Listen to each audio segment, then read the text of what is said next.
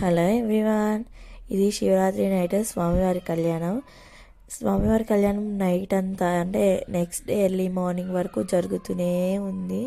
కళ్యాణం చూడటానికి కూడా చాలామందే ఉన్నారు. అండ్ జాగారం కూడా రెండు. అండ్ నువ్వు జాగారానికి వెళ్ళలేదు కదా, నీకు ఎక్కడిది వీడియో అంటే మా అన్నయ్య వీడియో తీశాడు, నేను పోస్ట్ చేసుకున్నాను. అండ్ కళ్యాణం అయిపోయిన తర్వాత స్వామివారిని రథంలో ఊరేగిస్తారనమాట. ఆ రథాన్ని అమావాస్య తిథుల్ని బట్టి ఊరేగిస్తారు. అంటే శివరాత్రి అయిపోయిన నెక్స్ట్ డే అయినా రావచ్చు, లేదంటే 2 days తర్వాత అయినా రావచ్చు. ఈ సంవత్సరం మాత్రం నెక్స్ట్ డేనే వచ్చిందనేసి ఊరేగించారు.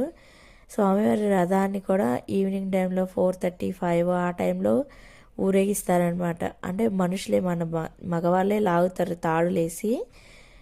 రథాన్ని కూడా చాలా బాగా డెకరేట్ చేశారు. ఆ తాడు లాగడానికి ఎంతమంది కొట్టుకుంటారంటే చాలా సెక్యూర్డ్గా తీసుకెళ్తారు పోలీసులు కానీ అక్కడంతా. మరి ఒక్కసారిగా కదిలితే అందరూ ఆపలేరు కదా, సో చాలా సెక్యూర్గా తీసుకెళ్తారు. ముందు నందీశ్వరుడు, ఎదురుగా స్వామివారు.